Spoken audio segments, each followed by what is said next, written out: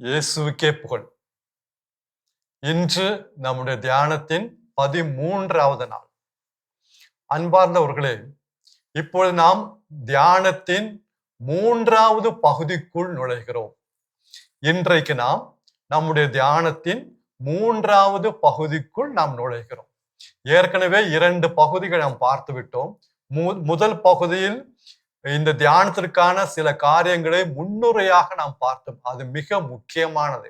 2வது பகுதியில் இந்த கிறிஸ்துவ வாழ்வு என்ற இந்த ஓட்டத்தை எவ்வாறு நாம் மன உறுதியோடு ஓட முடியும் என்பதை குறித்து நாம் ஆழமாக தியானித்தோம். என்னென்ன செய்ய வேண்டும், எந்தெந்த உண்மைகளை நாம் மனதை உறுதிப்படுத்திக் கொள்ள வேண்டும் என்பதை குறித்து நாம் கடந்த அந்த 2வது பகுதியை நாம் ஆழமாக தியானித்தோம். யாராவது புதுசா இந்த தியானத்துல கலந்து கொண்டால் தயவு செய்து அந்த 2 பகுதிகளையும் நீங்கள் ஒரு முறையாவது கேட்டால் ரொம்ப நல்லா இருக்கும்.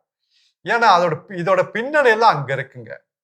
இந்த ஃபார் ஏன் அப்படி சொல்றாரு, ஏன் இப்படி சொல்றாரு, அது கேட்டாதான் நமக்கு புரியும். இல்லைன்னா ஏன் அப்படி பல விதமான கேள்விகள், சந்தேகங்கள் வர வாய்ப்பு உண்டு. எனவே அந்த 2 பகுதிகளை நீங்க கேட்டீங்கன்னா ரொம்ப நல்லா இருக்கும். அதுக்கப்புறம் இந்த 3வது பகுதி கேட்டால் இன்னும் ரொம்ப நல்லா இருக்கும். ஆக அன்பார்ந்தவர்களே, இப்போது நாம் 3வது பகுதிக்குள் நுழைகிறோம். இந்த 3வது பகுதியில் நாம் எதை பற்றி நாம் தியானிக்க போகிறோம் என்றால், நம்மளை கிறிஸ்துவ வாழ்வோர் ஓட்டம் என்று சொன்னேன். அந்த ட்ராக்கை பத்தி இன்னும் ஆழமாக நாம் தியானிக்க போகிறோம். இந்த ட்ராக், ஒரு ஓட்ட பந்தயத்துல ஸ்டார்டிங் லைன் உண்டு, பினிஷிங் லைன் உண்டு. ஆனா இந்த 2க்கும் இடையில ஒரு ட்ராக் இருக்கிறது. அது மிக மிக முக்கியமானது. அந்த ட்ராக்ல தான் ஓடணும். அப்ப கிறிஸ்துவ வாழ்வு என்ற இந்த வாழ்க்கையில், இந்த ஓட்ட பந்தயத்தில் ட்ராக் எது, ட்ராக்னா என்ன, ட்ராக் எதை குறிக்கிறது, இதை பற்றி இந்த பகுதியில், இந்த 3வது பகுதியில் நாம் ஆழமாக தியானிக்க போகிறோம். இதை தியானிக்கும் பொழுது அந்த 2வது பகுதி நம்ம ஒரு வசனத்தை மையமாக வைத்து தியானித்தோம். அது ஞாபகம் இருக்குன்னு நினைக்கிறேன். அந்த வசனத்தை சொல்லிதான் நாம் இந்த பகுதிக்கு நுழைய முடியும். ஏன்னா இந்த பகுதி அந்த வசனத்தோட தொடர்பு உடையது. 2வது பகுதியில் நாம் மையமாக வைத்து கொண்ட வசனம் எபிரேயர் 12வது அதிகாரம் 1 வசனம். ஹீப்ரூஸ், எபிரேயர் 12வது அதிகாரம் 1 வசனம். திரண்டு வரும் மேகம் போல் இத்தனை சாட்சிகள் நம்மை சூழ்ந்து நிற்க, எந்த சுமையும் நம்மை பற்றி கொண்டிருக்கும் எந்த பாவத்தையும் உதறி தள்ளிவிட்டு நமக்கு குறிப்பிடப்பட்டுள்ள ஓட்ட பந்தயத்தை மன உறுதியோடு ஓடுவோமாக என்று நாம் அந்த வசனத்தை பார்த்தோம். அதற்கு பிறகு அந்த எபிரேயர் ஆசிரியர் 2ஆம் வசனத்தில் என்ன சொல்றாரு பாருங்க, கனெக்ட் பண்றாரு. இப்ப நீங்க மன உறுதியோடு ஓடுவோம் அப்படின்னு அவர் சொன்ன பிறகு 2வது வசனத்தில், எபிரேயர் 12வது அதிகாரம் 2வது வசனம், அடுத்த வசனம் 2வது வசனத்தை அவர் என்ன சொல்றாரு, நம்பிக்கை தொடங்கி வழி நடத்துபவரும் அதை நிறைவு செய்பவருமான இயேசுவின் மீது உங்கள் கண்களை பதிய வையுங்கள். நம்பிக்கை தொடங்கி, நம்பிக்கைன்னா இந்த அர்த்தத்துல கிறிஸ்துவ வாழ்வு என்ற நம்பிக்கை, கிறிஸ்துவ வாழ்வு, நம்பிக்கை தொடங்கி வழி நடத்துபவரும் அதை நிறைவு செய்பவருமான, முடிவுக்கு கொண்டு வருபவரான இயேசுவின் மீது உங்கள் கண்களை பதிய வையுங்கள். Fix your eyes on Jesus. பதிய வைங்க. ஏன் பதிய வைக்கணும்? வேற யாரும் பார்க்காதீங்க. அவர் தாங்க உங்களுக்கு முன்மாதிரி. இந்த ஓட்டத்தில், இந்த கிறிஸ்தவ வாழ்வின் ஓட்டத்தில் முன்மாதிரியாக இருப்பது இயேசு கிறிஸ்து மட்டும்தான். வேற எந்த மனிதனையும் பார்க்காதீங்க. அதாவது பார்க்க கூடாதுன்னா உங்களுடைய கண்களை அவங்க மேல பதிய வைக்காதீங்க. ஏதோ நல்ல காரியம் எடுத்துக்கோங்க. ஆனா இந்த உலகத்துல எந்த மனிதனையும் உங்களுடைய இந்த கிறிஸ்தவ வாழ்வில் முன்மாதிரியாக எடுத்துக் கொள்ளாதீர்கள். தயவு செய்து சினிமா நடிகர்களையோ அல்லது விளையாட்டு வீரர்களையோ அல்லது அரசியல்வாதிகளையோ, இன்னும் சொல்ல போனா பள்ளிக்கூட ஆசிரியர்கள், கல்லூரி ஆசிரியர்களை கூட ஒரு முன்மாதிரியாக எடுத்துக்கொள்ளாதீங்க. நல்ல காரியங்களும் எடுத்துக்கோங்க, அது பிரச்சனை இல்லை. அவங்க இந்த பண்பு, நல்ல பண்பு அவங்ககிட்ட இருக்கு, சரி நம்ம கற்றுக்கொள்வோம், ரொம்ப நல்லது. ஆனா நம்ம கிறிஸ்துவ வாழ்விற்கு முன்மாதிரியாக அவங்களை எடுத்துக்கொள்ள கூடாது. அன்பாதவர்களே, கடைசியில் நாம் ஏமாற்றம் அடைவோம். இந்த எபிரேயர் ஆசிரியர் அழகா சொல்றாரு, உங்கள் கண்களை இயேசுவின் மீது பதிய வையுங்கள். அவரை பார்த்து ஓடுங்க. கிறிஸ்து வாழ்ந்த வாழ்வு கிறிஸ்துவ வாழ்வு, வேற யாரும் பார்க்காதீங்க. கிறிஸ்து வாழ்ந்த வாழ்வு கிறிஸ்துவ வாழ்வு, வேற யாரையும் பார்க்காதீங்க. ஏமாற்றம் அடைந்து போவீர்கள். அன்பார்களே, இப்படி நம்பிக்கை தொடங்கி வழி நடத்துபவரும் அதை நிறைவுக்கு கொண்டு வருபவருமான இயேசுவின் மீது உங்கள் கண்களை பதிய வையுங்கள் என்று சொல்லிட்டு அவர் அடுத்த வசனத்துல, 3வது வசனத்துல அந்த இயேசுடைய ஒரு வாழ்க்கை ஒரு எடுத்துக்காட்டு அவர் காட்டுகிறார், ஒரு எக்ஸாம்பிள் காட்டுகிறார் அவருடைய வாழ்க்கையிலிருந்து. அந்த 3வது வசனம், எபிரேயர் 12வது அதிகாரம் 3வது வசனத்துல அருமையா அந்த பாருங்க, ஒவ்வொரு வசனமா அந்த கொண்டு போறாரு பாருங்க அந்த ஓட்ட பந்தயத்தில். அங்க 3வது வசனம் என்ன சொல்றாரு? எபிரேயர் 12வது அதிகாரம் 3வது வசனம், பாவிகளால் உண்டான எந்த எதிர்ப்பையும் மன உறுதியோடு தாங்கிக் கொண்ட அவரை, அவர் என்ன இயேசு, அவரை எண்ணி பாருங்கள். அப்பொழுது நீங்கள் சோர்வடைந்து தளர்ந்து போக மாட்டீர்கள். பாவிகளால் உண்டான எந்த எதிர்ப்பையும், எவ்ரி opposition, பாவிகளால் உண்டான எந்த எதிர்ப்பையும் மன உறுதியோடு, அந்த வார்த்தை வருது பாத்தீங்கன்னா, மன உறுதியோடு தாங்கி கொண்ட அவரை எண்ணி பாருங்கள். Consider him. அப்பொழுது என்ன நடக்குமா?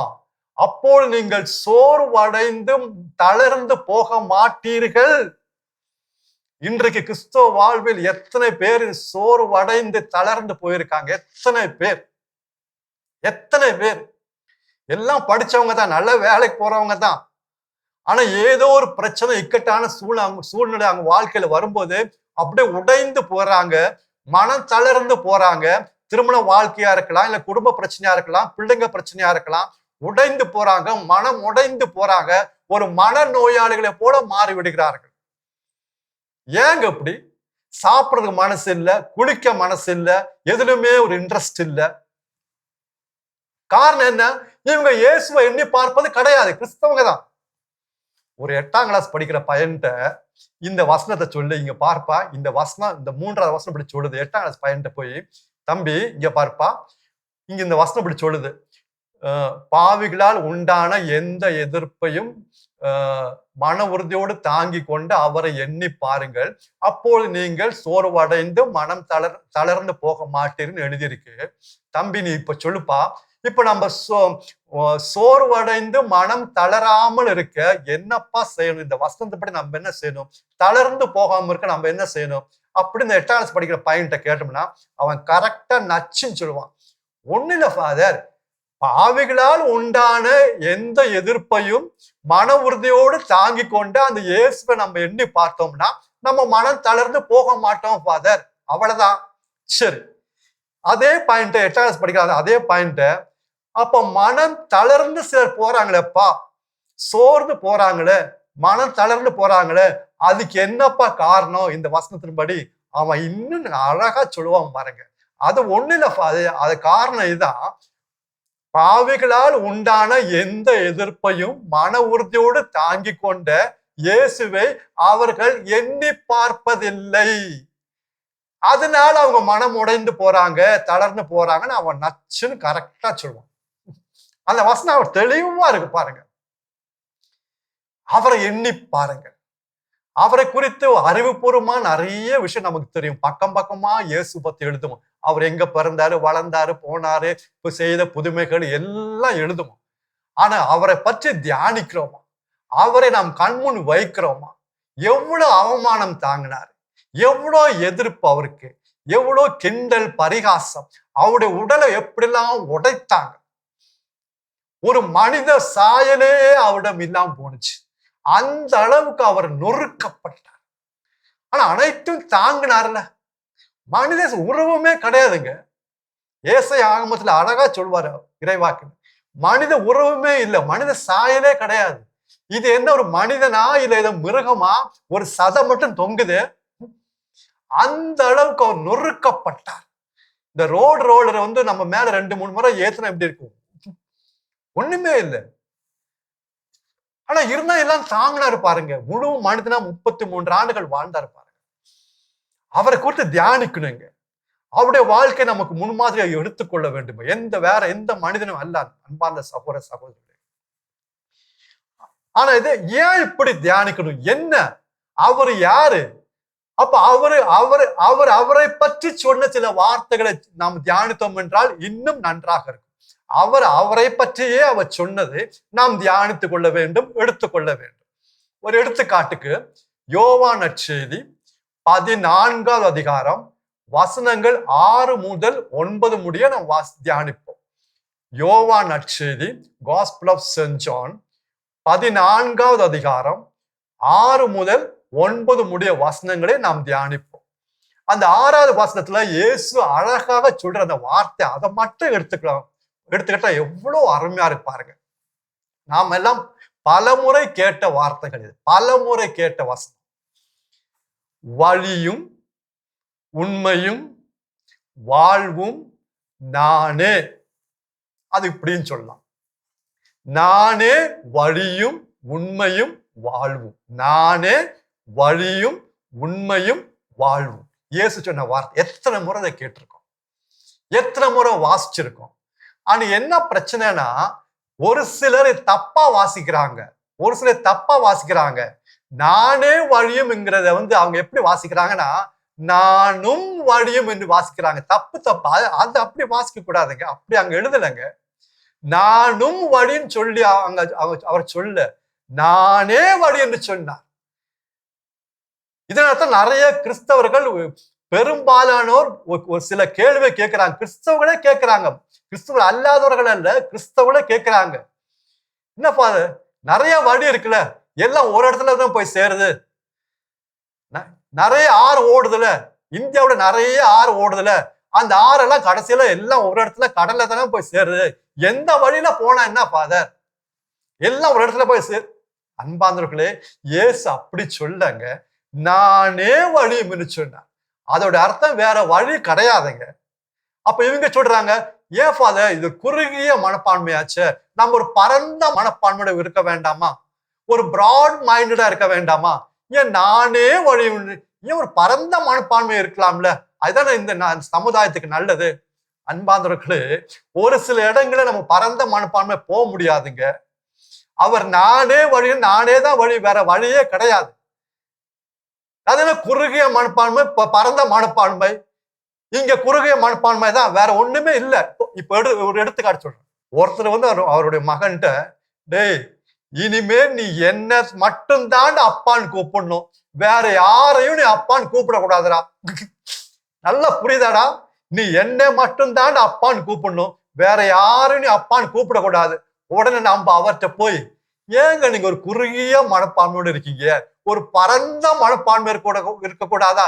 எத்தனையோ நல்ல பேர் இருக்காங்க, அவங்களெல்லாம் இவர் அப்பான்னு கூப்பிட்டா என்னங்க தப்பு? ஒரு பிராட் மைண்டா இருக்கு. என்னங்க இது? இங்க என்னங்க பிராட் மைண்டடு, பரந்த மனப்பான்மை? இவர் தாங்க அப்பா, வேற இந்த உலகத்துல வேற யாரையும் இந்த பையன் அப்பான்னு கூப்பிடக்கூடாதுங்க, கூப்பிடக்கூடாது, கூப்பிட முடியாது. இதெல்லாம் நமக்கு நல்லா தெரியும், தெரியாம கிடையாது.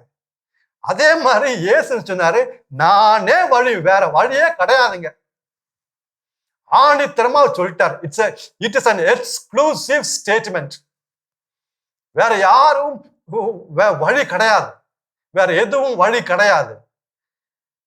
அப்படியா வேற வழி இருந்தா அப்ப இயேசு சொல்றது பொய்யாயிடுச்சு. அவர் பொய் சொல்ல மாட்டார், அவர் உண்மை சொல்பவர். அவர்கிட்ட மட்டும்தாங்க உண்மை இருக்கு. நானே வழியும் உண்மையும் வாழ்வும். அவர்கிட்ட மட்டும்தாங்க உண்மையான வாழ்வு, வேற எங்கேயுமே வாழ்வு கிடையாதுங்க. அவர் மட்டும்தாங்க வழி, வேற வழியே கிடையாது. அன்பானவர்களே, பழைய ஏற்பாட்டுல யாக்கோபு, ஈசாக்கின் மகன் யாக்கோபு ஒரு முறை ஒரு கனவு ஒன்று கண்டார். இது எங்க வருதுன்னா, தொடக்க நூல், த புக் ஆஃப் ஜெனசிஸ், தொடக்க நூல் 28வது அதிகாரம் 12வது வசனம். தொடக்க நூல் 28வது அதிகாரம் 12வது வசனம்.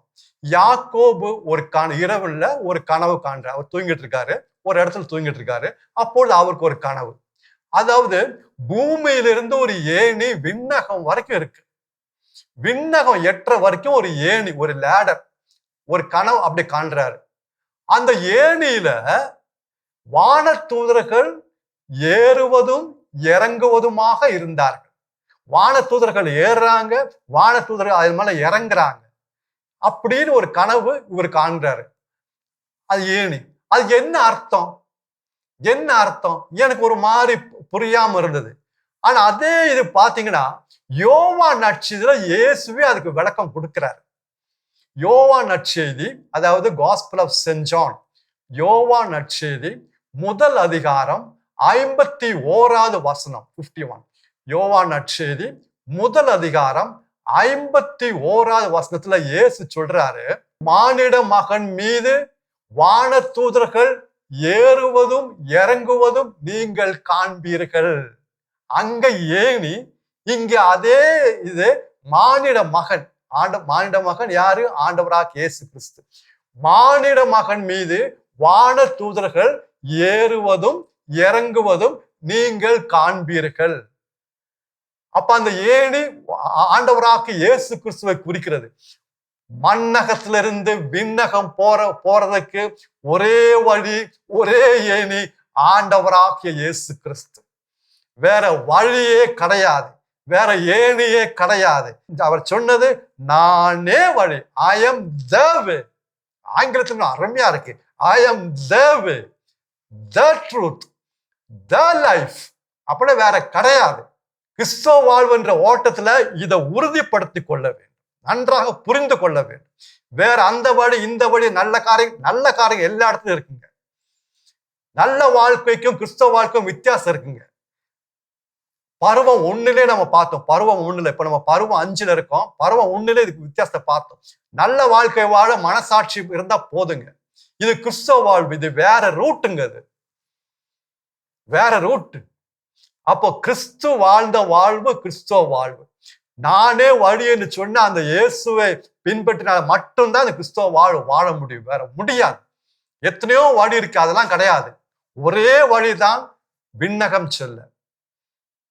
அப்புறம் வழி என்றால் இந்த வழி எங்கேயாவது போய் முடியணும்ல. ஒரு இடத்துல ஒரு ரோடு போகுதுன்னா இந்த ரோடு எங்கேயோ போய் சேருதுல. அப்ப இயேசு என்ன சொன்னாரு? நானே வழின்னு சொல்லும் பொழுது அப்ப இந்த வழி எங்கேயோ போய் சேர்க்கணும்ல.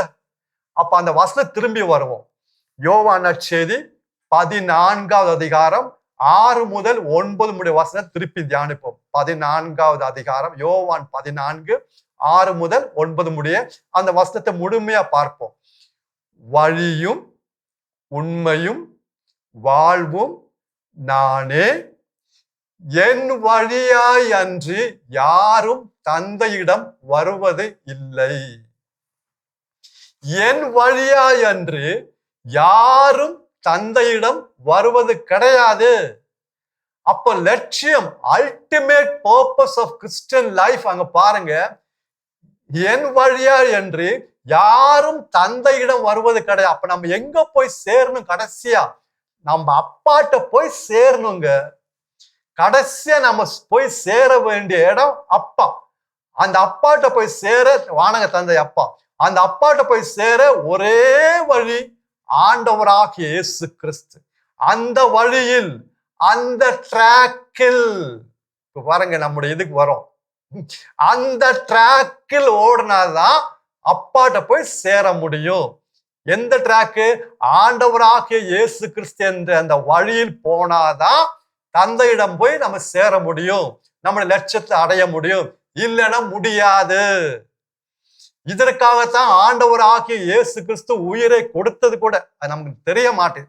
அவர் நம்முடைய பாவங்களுக்காக மரித்தாரு, சாபத்திலிருந்து விடுதலை கொடுத்தாரு, சாத்தானின் ஆட்சியின் விடுதலை கொடுத்தாரு, அதுக்காக மரித்தாரு, எல்லாம் கரெக்ட். ஆனா ஒரு காரியம் நல்லா நம்ம புரிந்து கொள்ள வேண்டும். அவர் எதற்காக சிலுவையில் மரித்தார்? தந்தையிடம் கொண்டு போய் நம்மை சேர்ப்பதற்காக. அது அல்டிமேட் பர்பஸ். இதெல்லாம் இடையில வருது. பாவம் மன்னிப்பு வருது, சாபத்திலிருந்து விடுதலை வருது, சாத்தானின் ஆட்சி, இதெல்லாம் இடையில வருது. ஆனா நம்ம அல்டிமேட் பர்பஸ் அப்பாவிடம் கொண்டு போய் சேர்க்க. இது நான் சொல்ல, பைபிள்ல இருக்கு. 1 பேதுரு 3வது அதிகாரம் 18வது வசனம்.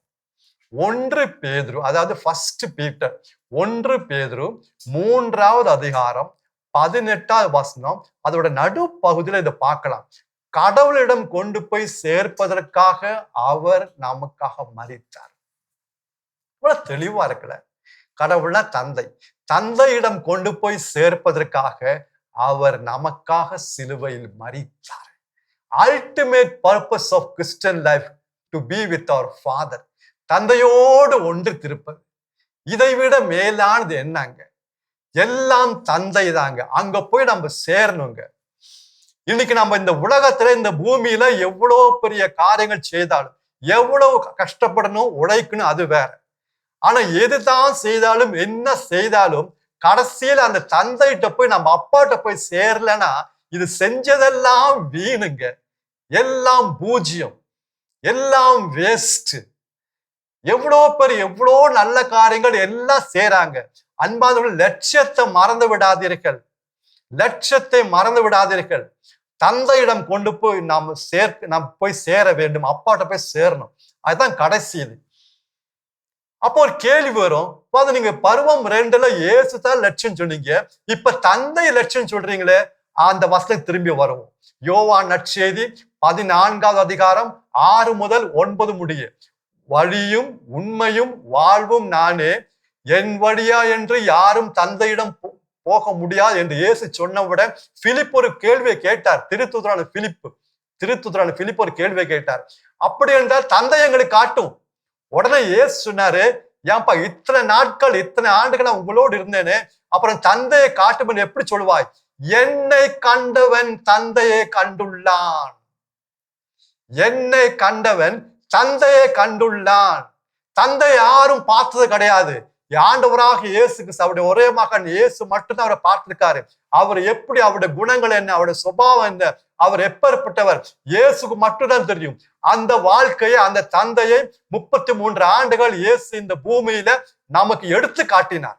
வாழ்க்கையின் வழியாக, வார்த்தையின் வழியாக, செயல்கள் வழியாக, அவருடைய பணி வாழ்க்கையின் வழியாக தந்தை யாருன்னு காட்டினார். எனவேதான் இப்போ நமக்கு தந்தை யாருன்னு தெரியாது, ஆனா இயேசுவை பார்ப்போம். தந்தையோட முழு நிறைவும் அவரிடம் உள்ளது. தந்தையுடன் முழு சாயலும் இயேசுவிடம் இருக்கிறது. தந்தையை நாம் பார்த்த கிடையாது. இயேசுவை பார்த்தோம் என்றால் நாம் தந்தையை பார்த்தோம். அதான் திருத்தூதரான பிலிப்பிடம் இயேசு சொல்வார், என்னை கண்டவன் தந்தையை கண்டுள்ளான். அன்பார்ந்த சகோதர சகோதரர்களே, நம்ம ட்ராக்ல நம்ம ரொம்ப எச்சரிக்கையா இருக்கணும். வேற எந்த வழியும் கிடையாது. ஆண்டவராக இயேசு கிறிஸ்து மட்டும்தாங்க நமக்கு வழி. அந்த வழியில் போனா மட்டும்தாங்க கடைசியில நம்ம அப்பாட்ட போய் சேர முடியும். அதனால தயவு செய்து இந்த ட்ராக்கை நம்ம சீரியஸா எடுத்துக்குவோம். இதை குறித்து இந்த பகுதியில் ஆழமாக தியானிப்போம். அதே நேரத்துல தூய ஆவியாண்ட கேட்போம், தூய ஆவியானவரே, இந்த இயேசுவை குறித்து நான் அதிகமாக எங்களுக்கு சொல்லித்தாங்க. அவர் தான் வழியும் உண்மையும் வாழ்வு என்று சொன்னார். அந்த வழியை நாங்கள் இன்னும் அதிகமாக கண்டடைந்து அந்த வழியில் மட்டும் நாங்கள் நடக்க, வேற எந்த வழியும் போகாம அந்த வழியில் மட்டும் நடந்து எங்க அப்பாட்டுக்கு போய் சேர, ஆவியானவரே நீங்க எங்களுக்கு உதவி செய்யுங்க. எங்களுக்கு வேற யாரும் இல்லை, நாங்க எங்கெல்லாமோ வழி தவறி போகிறோம், எங்களுக்கு உதவி செய்யுங்க என்று கெஞ்சி ஏக்கத்தோடு நம்ம அவர்கிட்ட கேட்டோம்னா நிச்சயமா அவர் உதவி செய்வார். என்ன காரணம்? ஏனெனில் இதுவே தகுந்த காலம்.